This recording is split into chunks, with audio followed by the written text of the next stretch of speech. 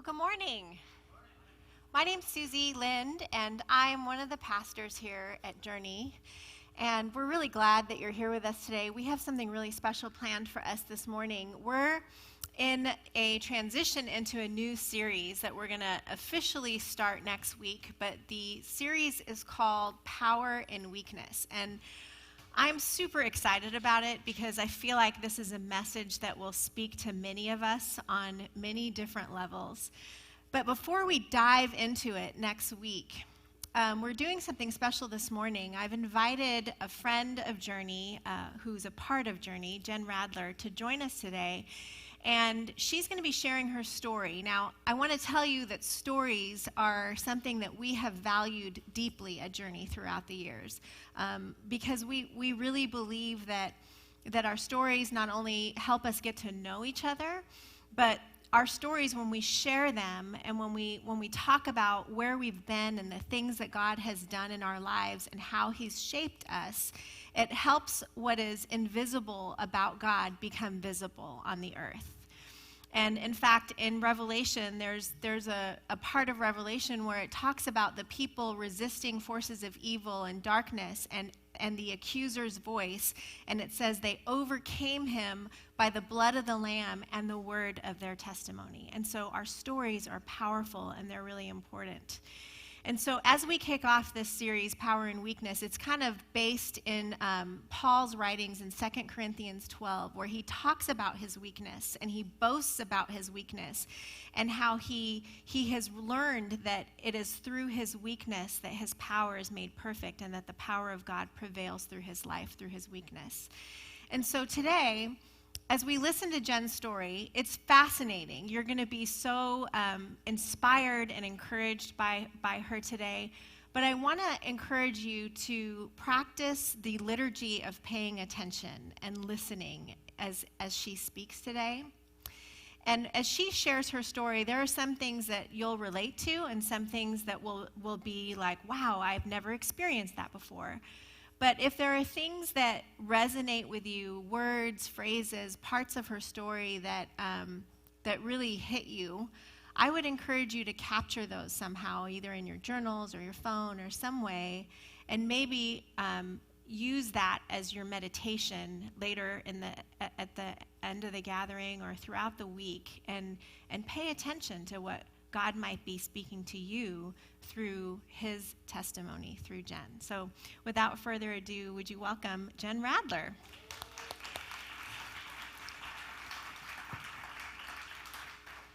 Thank you. Thank you for having me. I'm so happy to be here. Now, Jen grew up in Brentwood, but is here. Kind of. In my adult years, I came to Brentwood, yeah. Okay. We're going to get into all that. Yeah. But she's here from Kenya. So you actually live in Kenya. I do. And you work in Kenya. Yes, I So do. tell us about what you do in Kenya.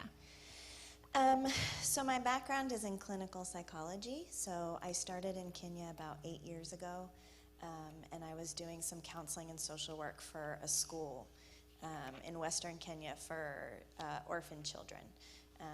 And so I was counseling with them, and then as I got to learn what the needs are, outside of the school, just in the Kenyan culture in general, I started venturing out into the communities and doing like bereavement counseling and medical counseling, if a family got a really difficult diagnosis, or just helping them to receive the education that they needed to take care of themselves. And so it's kind of evolved over time. But I started at a school for orphan children 8 years ago. So what took you to Kenya? I got my master's at Lipscomb University here in Nashville, and I was one of maybe 3 Jewish people there. Lipscomb is a Christian university, and at the time, I was always raised like I was bat mitzvahed, I did the whole thing. We did all the traditions, but my family's not very religious. God was not really mentioned in the household. And so Lipscomb was this whole new world to me. And people were sort of fascinated by the fact that I was Jewish. And because I wasn't practicing, I didn't know why, I didn't know what that meant. I didn't care. Um, so You got the bat mitzvah presents. I That was did. important. I got the party and I got the presents, and it was fantastic. And I read from the Torah. I read it in Hebrew, had no idea what it meant. Again, didn't care. I was 13 years old, So I joined the master's program for clinical psychology at Lipscomb University, and they offered a mission trip to Kenya for our multicultural counseling class. And I always grew up with paralyzing anxiety. Paralyzing. It affected every aspect of my life. I could hardly go to school. I never wanted to leave my house, never wanted to leave my parents. And so I had finally gotten to a place where I was like, okay, I could, branch off and go to college and be away from my parents, and then grad school, and I was okay. But when this opportunity came up, I was like, no, Africa, that is way beyond my comfort zone. I can't do it. And then one day I was just like, you know what? Why not? And I didn't have an explanation for that at the time, why I chose to do that, or why I suddenly felt comfortable enough to do it, because it was so out of character for me. But I did it. And so my multicultural counseling class went to Kenya for 10 days. And I remember on the last day when we were saying goodbye to the kids, sort of looking around.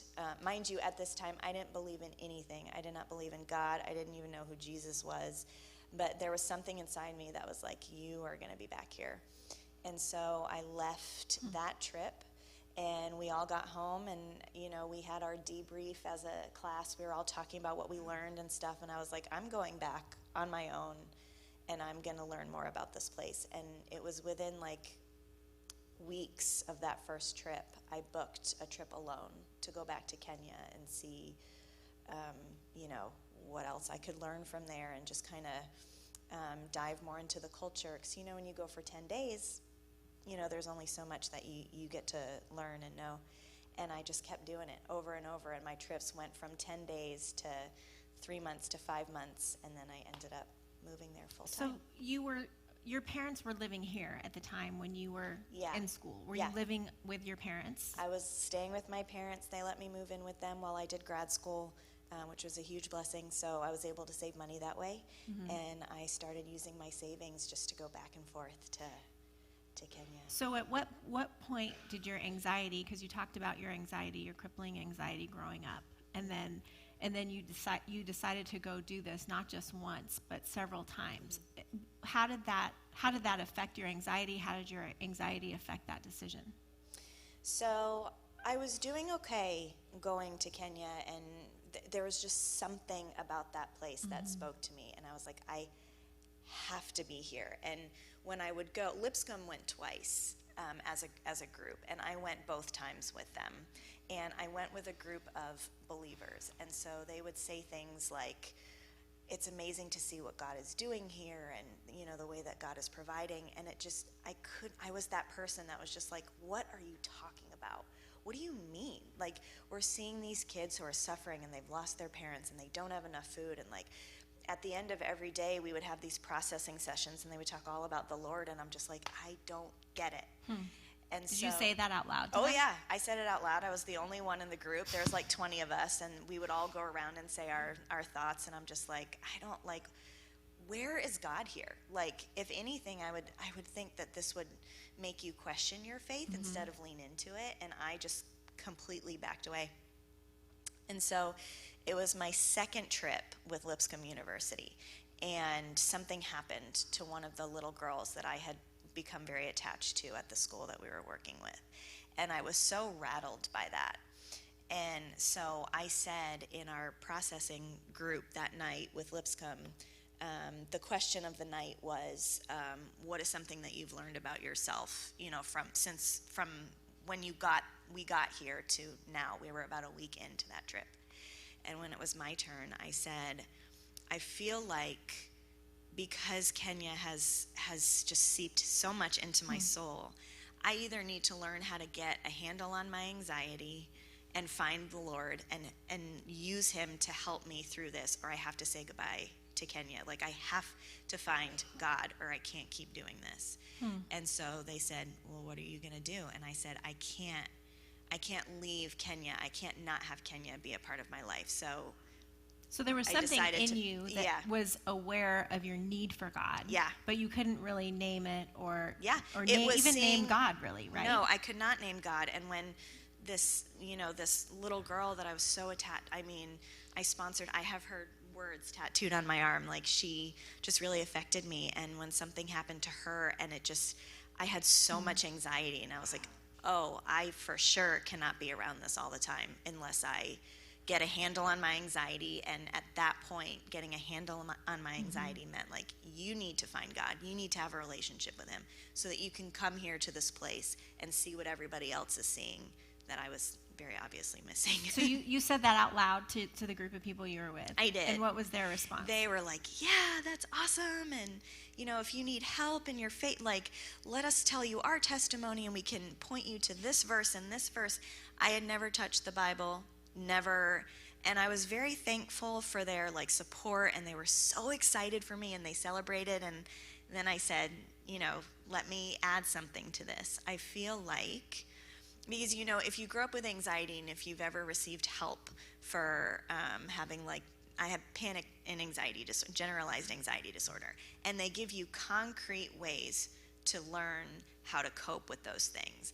And for me, I needed to approach God the same way. I needed to know that what I was feeling from him was concrete. Like, that's nothing else. That is God right there. And so I felt like the only way that I could do that was to learn him on my own. I did not want anybody to read me a Bible verse. I didn't want anybody to tell me about how they came to know the Lord, because at the end of the day, I said out loud, I was like, God, if you're meant for everyone, like, come and find me on your, like, through no one, just, like, find me on your own. And it was kind of like my little challenge to him, which I'm not sure we're supposed to do that, but but I felt like that's what I needed, because I wanted to be able to look back and be like, okay, this was between he and I. This is not because somebody, told me something and I felt like I was supposed to believe what they were telling me. It had to come from him. And so that's kind of where my journey started. Well, and your grandfather had a part in that as well. He did. So yeah. Can you talk a little bit about I can. that? And I'm going to preface this by saying I have 2 daughters in Kenya, and my oldest is watching right now, and I know she's watching, waiting for me to start crying, because she knows I'm going to start crying. She always makes fun of me for it. So We don't have Kleenex up here. So it's maybe okay. It's totally fine. I know she's going to be sitting there being like, yep, I knew it. So my grandparents on my mom's side, my mom's parents, moved into the family home in Tennessee when they started getting older. They had like a little in-law apartment built, and my grandparents moved in, and I've always been super close with them. And so the first thing that I did when I got back from that trip to Kenya, where I made that declaration of like, oh, I'm gonna find the Lord, but he needs to meet me halfway. And so the first thing that I did was I started seeing a therapist who was a Christian counselor. I had been in therapy. I started going to therapy for my anxiety when I was 3 years old. And God was never brought into it. It was always very clinical, and that was fine. But I felt like I needed someone who had that spiritual background, because that was the struggle I was going through at the time. And so I found a counselor through Lipscomb, and I said the same thing to her on the first day that I said to my peers. I said, I just need you to listen to me. I don't want you to tell me where to find God. I don't want you to tell me how. Just listen to me as I process it. Okay, great. So we saw each other for months, and I would tell her what was going on in my life and things that were happening in Kenya, and she would just be like, okay, so where do you see God in that? And I kept saying to her, I don't, like, maybe it's just coincidence, or maybe, I didn't know. And so I just kept pushing back. And so finally she said to me one day, she said, listen, I know you don't want my input, but I have to ask you. You're asking God to show you a sign, like, this is me, I am here. What is it specifically that you're looking for from him? What is that thing? What is going to, click Like, and what's be like, the oh, sign yeah, that you're looking for? that is a God thing.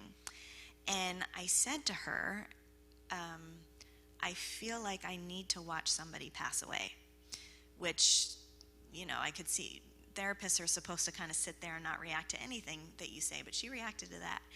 And she said, can you elaborate a little bit? Because I've never heard anybody say that. And I said, I had always heard that, like, the closest we can physically feel God here is when someone is born and when someone passes away. That's sort of where, from my understanding, when he kind of physically meets us here on earth.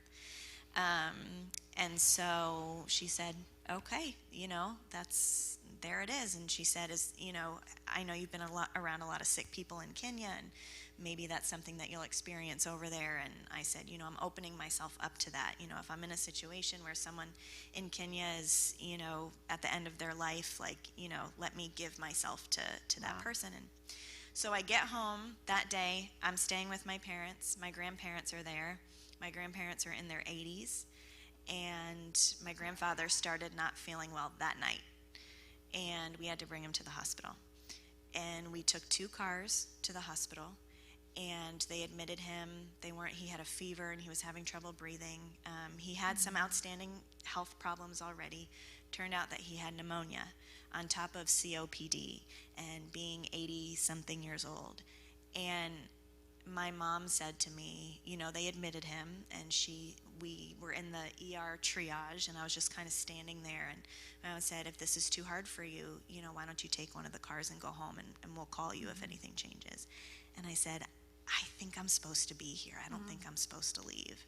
It was that same day that I talked to my therapist about that.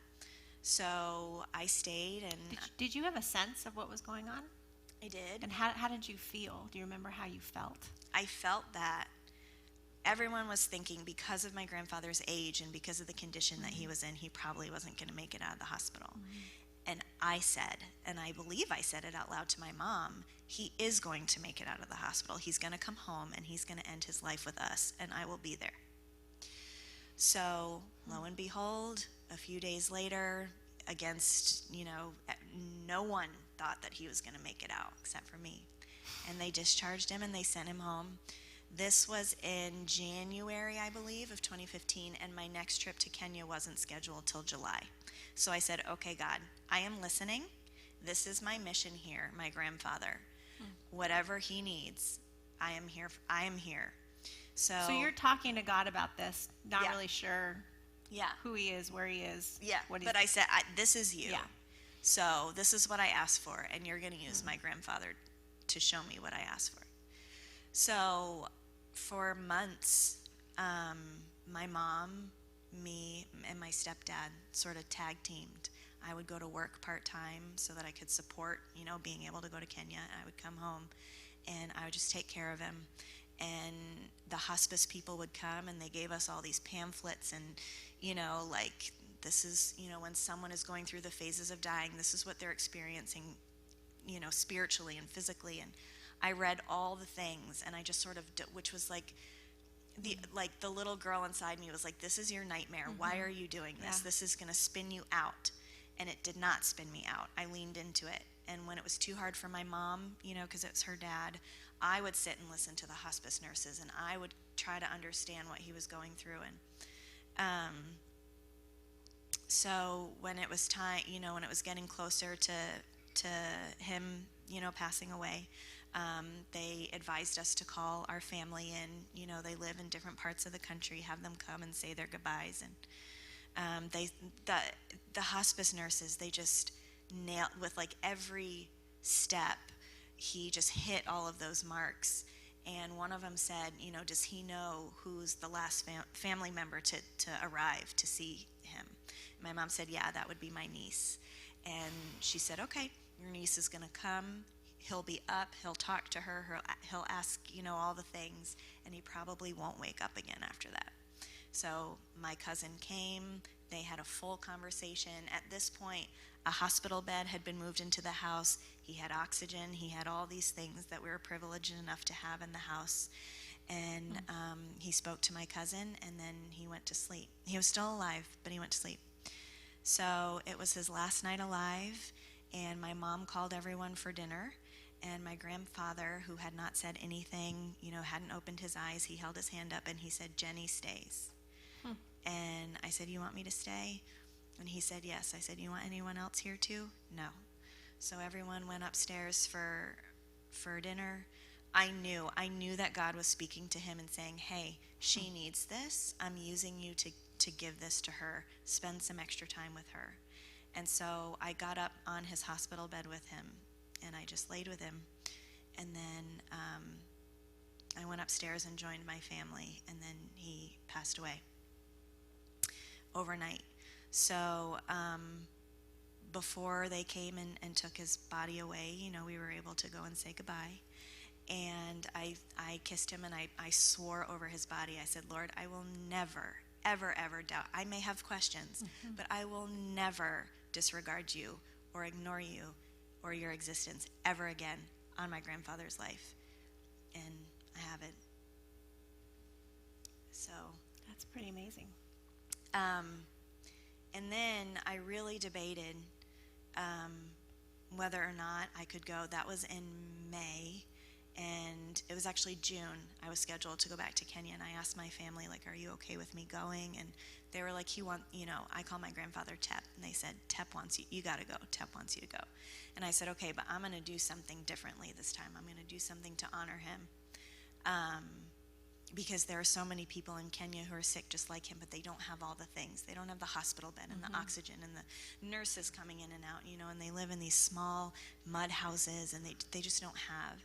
And so when I got back to Kenya, I talked to the social workers at the school that I was at for orphan children, and I said, "Hey, do you do work in the community too?" And they said yes. And I said, "Okay, if there is someone who is, terminally ill, who might need like prayer support or encouragement, or maybe we can get them set up at a hospital, like someone who's at the end of their life maybe and who's really struggling, please bring me to see that person." And he said, "Actually, I do have a person. She's about your age. We don't really know what's wrong. We've been working with her just for a little while. She just joined our program. Would you like to come and visit her?" And I said, "Yes, please." So we went into this tucked back area of the slum, and she and her daughter lived in a house that was probably the size of this stage, bare, but like nothing but a bed and like a dilapidated chair. She was so thin. Her name was Karen, and she was so thin that you could see the color of her bones through her skin. And I said, "All right, what do I need to do to help this woman?" And so we got her connected to a specialist. Unfortunately, it was too late. She had a teenage daughter who she had pulled out of school so that she could she couldn't walk, she couldn't feed herself, she couldn't do anything. The daughter or the mom? No, the mom. Okay. And so her little daughter, who was 14 and a half at the time, was out of school, and she was taking care of this woman, and she would go to the bathroom in the bed, and then her daughter would clean it up. And I tried to connect with her daughter a little bit, but she was very shy and very sad and malnourished herself, and so I promised Karen, her name was Karen, the mom, and she spoke beautiful English. She was the first person I didn't need a translator for. There was one there, but we were able to talk just like this. And she told me about her life and all these things. And I said, "I promise I'll make sure your daughter is really working hard to help you. I'll make sure that she has what she needs." Unfortunately, Karen passed away. But her daughter, that was in 2015, so 6 years ago. And her daughter is now my daughter, the one who I greeted at the beginning of this, who's watching right now. Tell us her name. Her name is Anyango. And, that's her tribal name. I call her Vivi. It's her first name. And we tried to have her stay with, at the time I wasn't living in Kenya full time. So we tried several arrangements for her, and she was just treated, I have her permission to share this, by the way. She was treated so horribly, and finally when I moved to Kenya, I said, "You know what, just come and stay with me." So I moved to Kenya, got a house, a daughter, and a dog within 2 months. Wow. It all just kind of happened, and she is the light of my life. I have had her for almost 6 years now, and in an amazing God thing, because she's been an honor student we were blessed enough to get her into an international high school in Kenya because of support that someone gave us. And she was an honor student there, and now she, on her own merit, not mine, is a student with almost a full ride at Lipscomb University. That's awesome. Yeah, so I'm very proud of her, and that is God.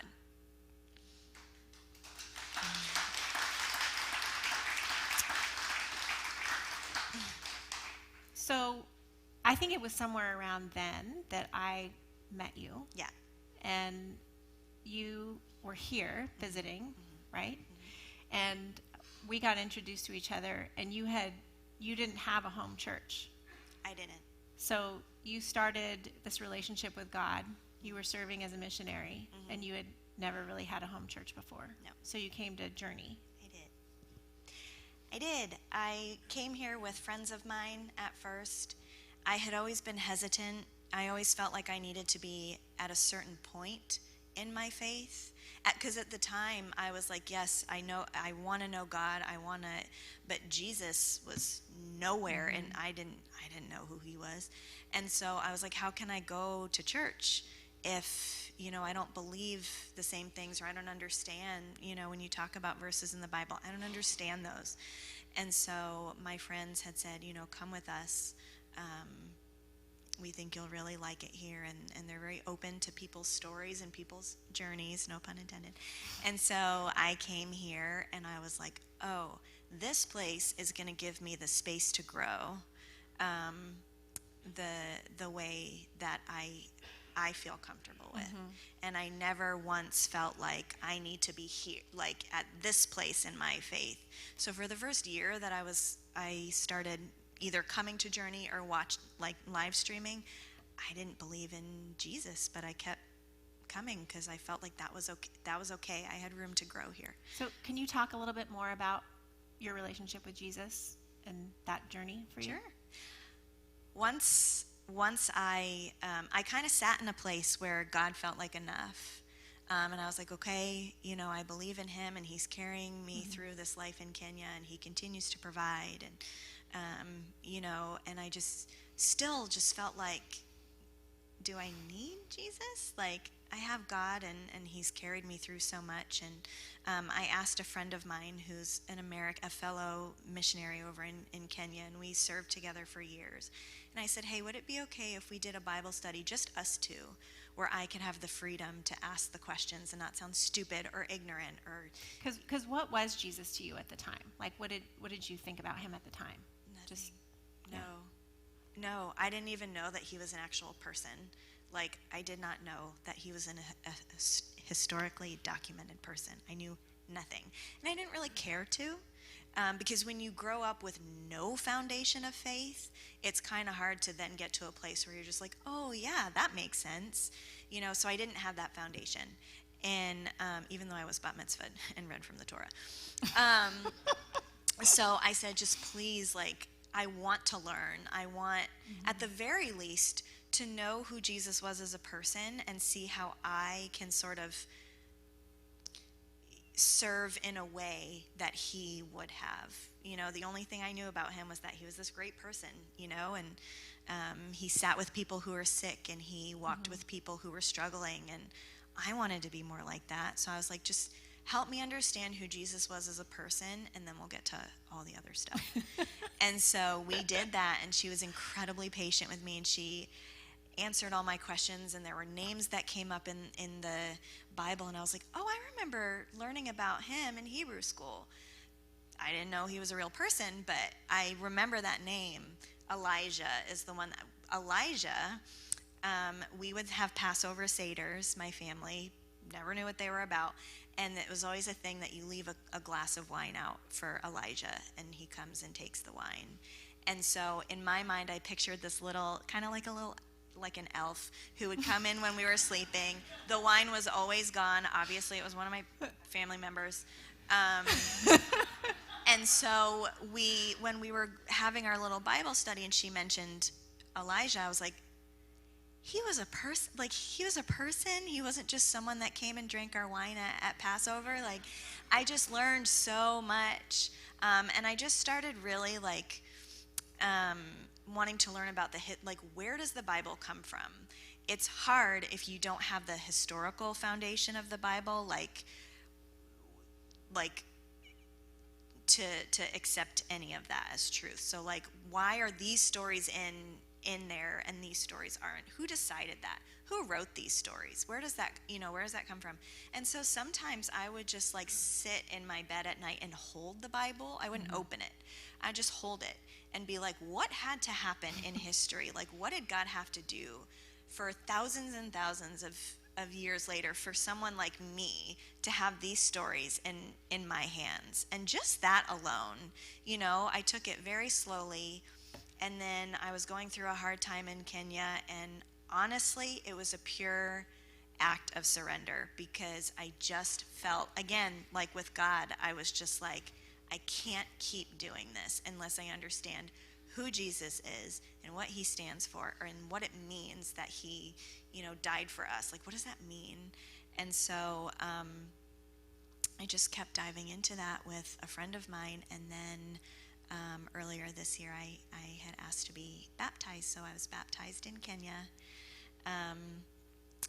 Some of my very closest friends who are also, American missionaries there, and they gave me my first Bible years ago, and they were like, when you're ready, and it took me some time, and I said it would be really important to me if you guys were the ones who baptized me. My daughters I have two now. My oldest daughter, Vivi, her cousin, came to stay with us. We have another one on the way who's due in December from their same family who is not wanted. She is not loved.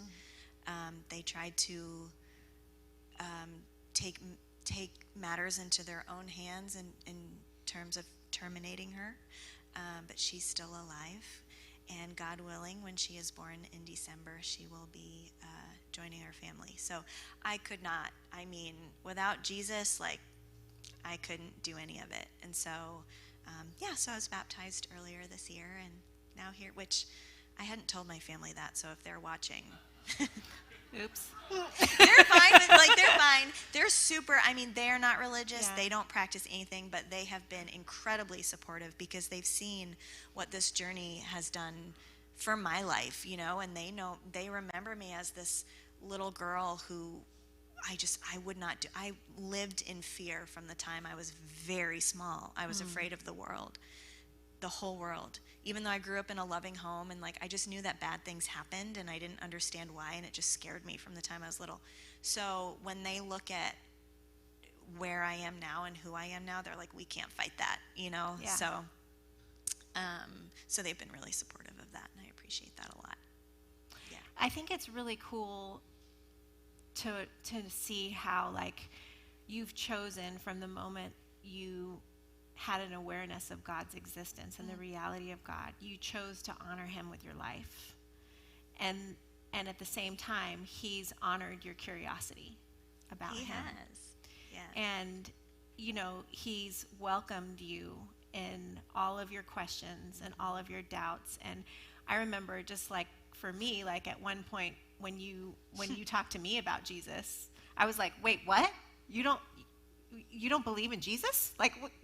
We support you as a missionary. That happened to me in another church too. Wait a second. And then I was like, I remember we talked about this, but I was like, is this okay? Yeah, it's totally okay, because look at how God is moving, and look at how God is revealing himself to you and others through you. And I think the reason why your story is so compelling is that for those of us who have grown up in the church, it's not like the standard. It's not the standard coming to faith story, and I think that's important, because if a lot of us were honest with what we think and our doubts and the things that we think, it would scare us into either compliance or Yeah. walking away. Which is exactly what I wanted to avoid. Yeah, but God is bigger than all of those things, and He has met you in those places, from, you know, being curious about how did we even get this Bible and who decided what, to clinging to it, just a tangible clinging to it in Yeah. the night, and how, you know, the Spirit of God met you in all those places. Yeah, He did. And we're in the red, is that okay? Yeah, it's fine. This, no pressure We'll wrap with it this up clock. soon. Yeah. Yeah, He did. I mean, anytime I asked, He answered, like, show me why this is happening, or, you know, just like, tell me that it's going to be okay. And He's done that, and that's why I have kept myself open to learning about Jesus and to learning about other people, you know, who are biblical, you know, in the Bible, because He just continues to answer my questions and show me those things. And so the more He like fed my curiosity, the more I was like, okay, I have to know, I have to keep asking. I spoke at a very conservative church one time in Georgia, and I said the same thing about not, and at that point I did not have a relationship with Jesus. And I mean, the looks on some of their faces, I thought they were going to pass out. And I was like, oh, I'm so sorry. Is that not okay to say that? I said, but I'm open to learning. And that's, you know, it was never closed off. I just didn't want to claim something as my own if I genuinely could not do that. And God and Jesus have honored that big time for me, and they continue to do that. Otherwise, I wouldn't have kept going. So you've written a book, I have. and it's available where books are sold. What's it called? And It's what's it available about? on Amazon. It's sold through Amazon. It's called Dear Sweet Girl, a memoir of fear and faith. And it just goes more into detail about kind of, you know, the story that I shared with you guys, and some of the impactful situations that I've come across in Kenya that have, you know, sort of further advanced my faith, and times that I have questioned my faith and been like, I'm not so sure. So yeah. And if people want to get to know you more, if they want to connect with you, how do they do that? So I can give my like contact information. Can I, or Yeah. now, or Sure. you want me to just? Okay. So I love anytime someone reaches out and will just say like, hey, how can we pray for you? Like, you know, because I never had a church family for my first 5 years in ministry. Like, I didn't have that because I didn't grow up in a circle of people. You know, my family and friends, they're wonderful, but I didn't have that. So this is all new to me when people ask, like, how can we pray for you? Or, like, you know, what do you feel like God is doing there, and all this stuff. So my email is a great way to get in touch with me. It's Radler, which is my last name, RADLER .Jen, JEN, @gmail. I'm super responsive on there. I'm probably not going to I like to speak to people through WhatsApp. That's how I'm able to connect with people. But email's good for now. Email's good for now. Yeah. Also, I am partnered with IC13, the nonprofit based here in Nashville. So if you go on their Instagram, they do sometimes they do post about, you know, Yeah. the work that's going on And there. IC13 is an organization here that Ty Hasty, who's one of our elders, is a part of. Yeah. And we also are in partnership with them Yes. as well. Yes. So Jen, how can we pray for you? Oh, goodness. First and foremost for my girls, all three of them, even the one who's not here yet, just that they would have what they need, and especially the older two, you know, they've lived an entire life before they came to be with me, and so they have to work through a lot of that stuff, and I try to give them what they need, and so just the health and well-being of my girls. I don't have where I am right now in Kenya, I don't have a large expat or missionary community, so I'm on my own there. And just that I would continue to try, be able to find community and people that I can connect with is a big one. And support, I mean, I hate talking about this. It's very uncomfortable for me, but I can't do any of this without, the physical support. And God has continued to provide, even in times when I was just like, oh, like if something doesn't come soon, I have to go. Like, I don't have the support, and then someone will pop up out of nowhere, and but we do, in order to continue doing what we're doing, we do need the support. So just prayers that God would open those doors, and yeah. It's good. Well, we will be praying for you. Thank and you. we bless you. Thank and you. We're grateful for you and your story, and Thank to know you. the way that God has met you in your curiosity and the way he's changed your life. Thank you. And thank you guys for having me. I'm so thankful to be here. Journey's been, I mean, I know this is the first time you're seeing me, but Journey has been a huge blessing for me. Even, when I'm in Kenya, and I do go to church in the village, but it's more of a cultural experience. And so to get my spiritual nourishment, I do get to live stream here. And I'm just so thankful for this community. You have no idea. So thank you.